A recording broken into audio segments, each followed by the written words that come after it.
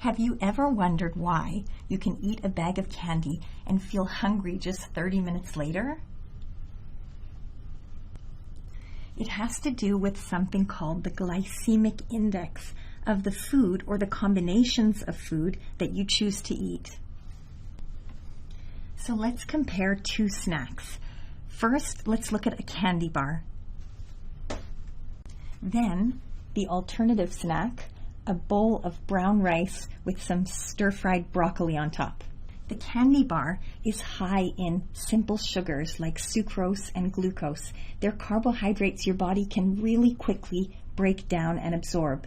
This means that if we were to look at a graph of your blood sugar after you ate a candy bar, it would look something like this. So on this axis, we have blood sugar, and on the other axis, we have time. I'm going to put an N here for where a normal blood sugar level might be. So this is in between meals. So right after you've eaten your candy bar, your blood sugar is going to start to climb pretty quickly, which means that the food has a relatively high glycemic index. Now, when blood sugar goes up like this, the body senses it and starts releasing a proportional amount of a hormone called insulin that works to lower blood sugar and bring it back down to its normal level.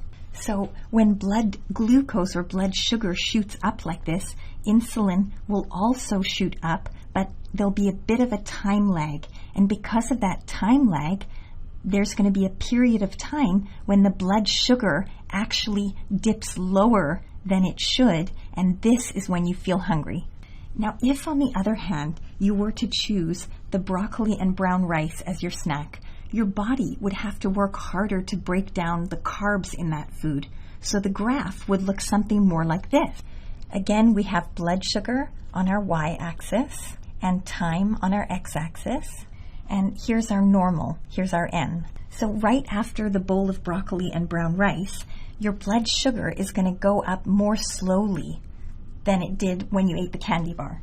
This also means that your insulin levels aren't going to spike like they did when you ate the candy bar. They're only going to be released in proportion to the amount of sugar entering your blood and the speed at which it enters the blood.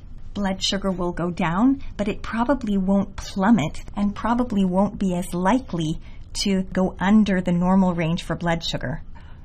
The result is that you're going to end up with a more stable blood sugar over a longer period of time. So what's the take-home message of all of this? Choose foods with a low glycemic index whenever possible.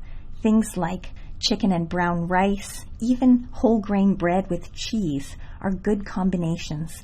If you combine your carbohydrates with a bit of fiber, protein, or healthy fats, it'll slow down the release of sugar into your blood and prevent you from getting the munchies too quickly.